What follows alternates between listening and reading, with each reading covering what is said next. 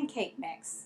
The thing I like about having a pancake mix in the house is that when I really want to make pancakes, I've already got things all measured and I can make them really, really quickly.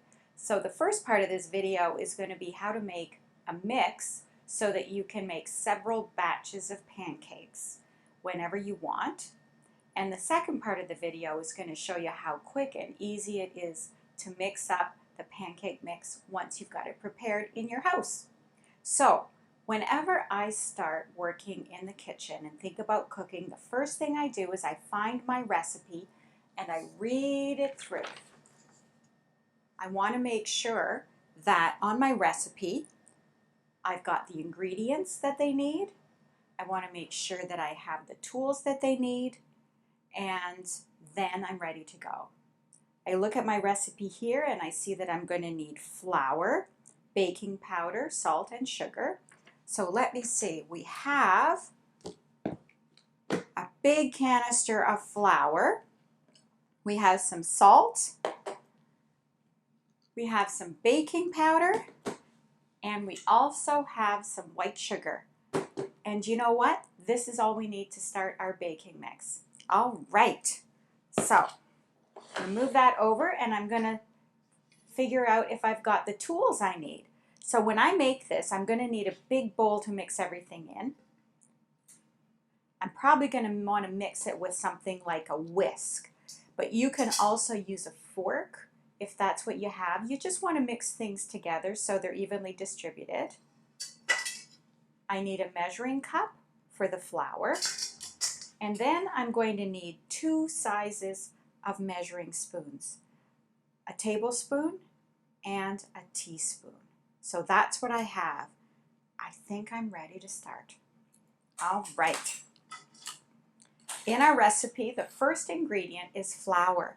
Now we're using all-purpose flour here. It's very, very common, but you can actually use almost any flour to make pancakes. You could use buckwheat if you're gluten-free.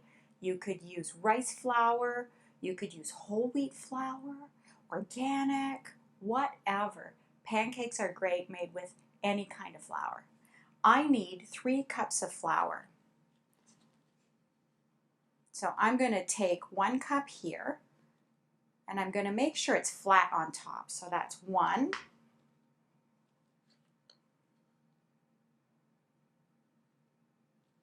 2,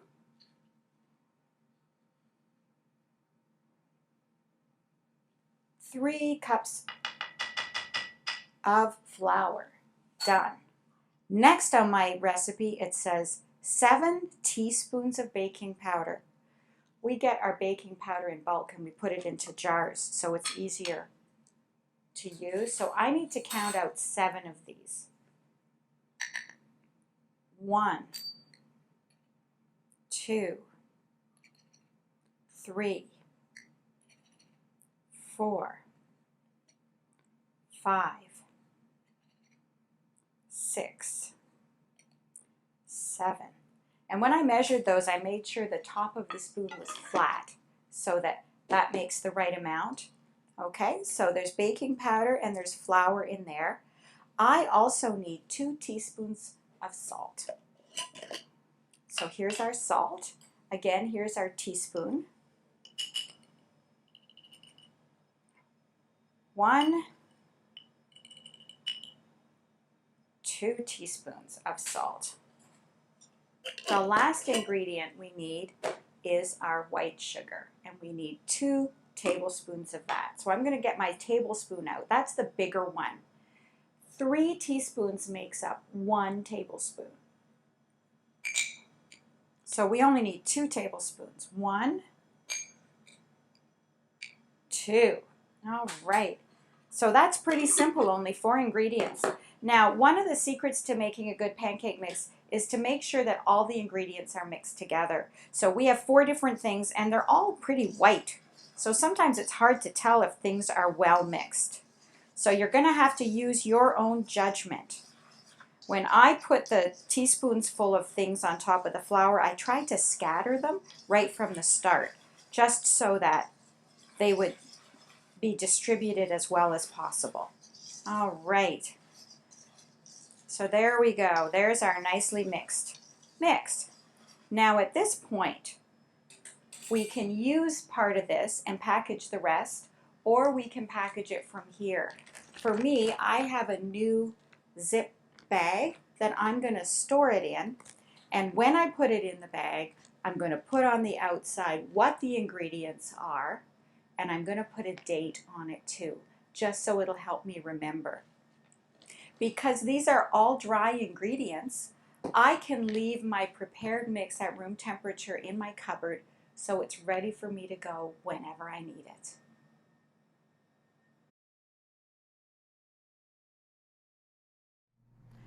Okay, so now we have made our pancake mix and we've labeled it, because sometimes we have a lot of things that look the same in the cupboard. We need to have good labels on them. So this one says pancake mix, and we're going to make ourselves a batch of pancakes. Yum. Okay, for our recipe, we need to have 1 cup of pancake mix, 1 egg, 1 cup of milk, and we can melt some butter if we want for flavor. But what's great about pancake is, remember the 1 to 1 to 1 rule. 1 egg, 1 cup of milk, 1 cup of mix. If you wanted to make twice as much, 2 eggs, 2 cups of milk, 2 cups of baking mix. There you go. Good to go. So we're going to make pancakes here though. So what I'm going to do is I'm going to mix the wet ingredients first. So that means mixing my egg and my milk. So there's 1 egg. Whoops. Oops. That happens. Okay. And 1 cup of milk.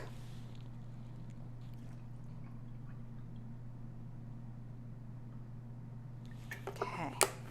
I'm going to pour that in and mix it up.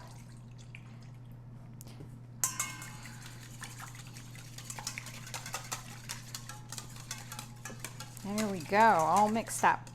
Now the other thing is you can add a little bit of butter to this, which changes the texture a bit but also adds a little flavor.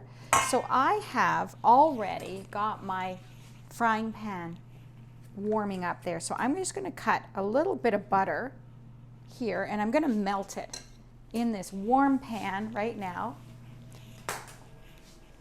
And when it's melted, I can pour that in here and it will be contributing to the flavor of that pancake. Let's just melt her up here in this pan. It just wants to stay there and grease the pan, doesn't it? There we are, getting a little bit melted here in the corner. And I will put that in here.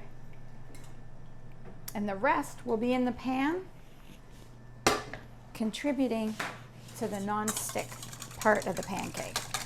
All right. So now all I need is 1 cup of my pancake mix. And here it is. And if you remember, our pancake mix contains flour, baking powder, salt, and a little bit of sugar. That's all it is. I'm going to carefully mix that in. And now with pancake batter, you don't really want to overmix it, because the more you mix, the tougher things get if you're using wheat flour. So there is our pancake mix, and doesn't that look good? All mixed in. So we are good to go. We have a hot fry pan, and I'm going to get a measuring cup so I can scoop out batter and put it in the pan. So I'm at the stove with my fry pan, and I'm lucky I have a non-stick pan, but not everybody uses one. Sometimes you'll have a cast iron pan. I'm going to put a little oil in there because we don't want our pancakes to stick. So just a dribble of oil, and I'm going to swirl that around the pan so that all aspects of the pan are covered with some oil, and that way the batter won't stick. So we'll make sure, I'm going to feel that. Oh, does that feel hot enough? I might put a little bit more heat on there. Pancakes like a high heat. You don't ever want to put a pan like this on super high. The only thing you put on a stove on high really is water. So don't put this on really high. But I would put this sort of between medium and high, because pancakes like to have a nice hot pan to go into so you get a nice crisp edge to it.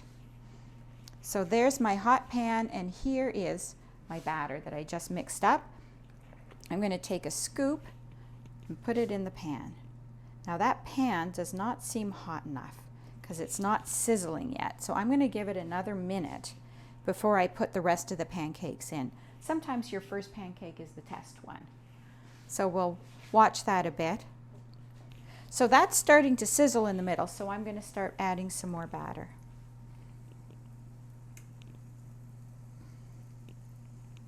These are going to be nice pancakes. Now, you only ever want to turn your pancake once. So you have to be really sure when you turn it that it's cooked enough underneath. And there's a secret to figuring out whether it's cooked enough. And that's by watching the surface of the pancake. Right now at the beginning, the surface is pretty smooth. All you see is raw batter like you poured in. But as it cooks from underneath, you're going to see bubbles coming up from the bottom. And sometimes the bubbles will stay, but as soon as the bubbles come up from the bottom and they burst, and they kind of keep that tunnel open from where they burst, that's when you know the pancake is ready to be flipped. So you just have to keep an eye on your pancakes. And you can see now this first one we did is starting to have bubbles that are coming up, and they're starting to bubble up, and they're starting to burst. And as soon as that spreads over to this edge where it's not so hot, I'll know that that one is ready to flip. This is a time I sometimes think, what else could I have put in there? With this recipe, it's very forgiving. You could have grated half an apple and put that in, and maybe a little cinnamon. You'd have some apple and cinnamon. Or else, you could put the apple and cinnamon on top once it's done. That's also tasty. Now this one looks like it has a lot of bubbles coming up that are bursting. So I think I am ready to turn that one. So let's see how that goes. Looks pretty good. Looks pretty good. The other ones are still getting there. We'll give them another moment.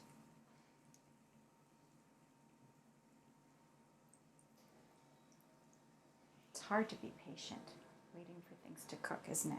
Especially with pancakes that are pretty quick. Because you have your baking mix on hand, your pancake mix, you can whip these up really, really quickly.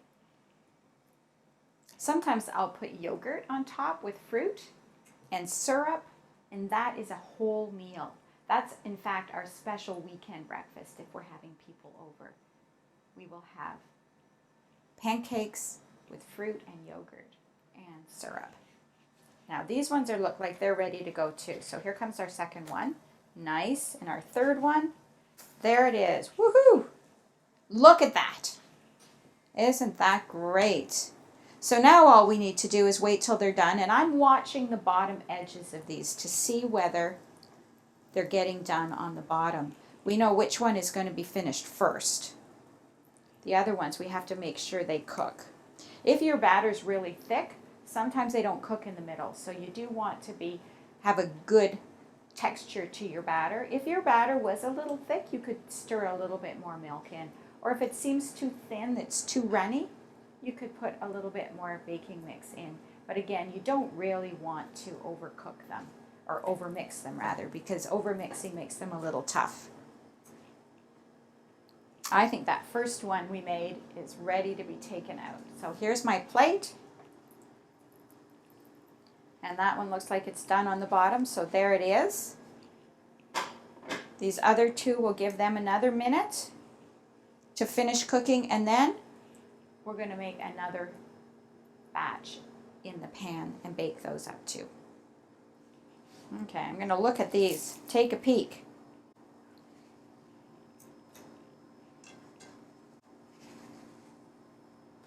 Okay.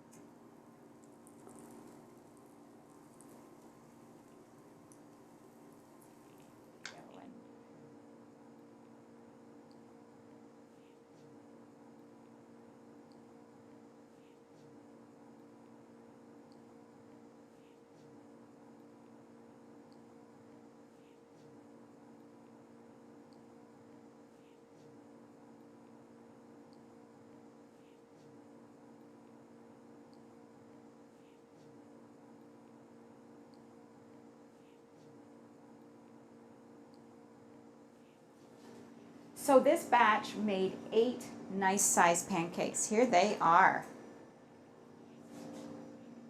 Isn't that great? Well, you enjoy. Bon appetit. Put something really nice on top or eat them plain. They're delicious either way.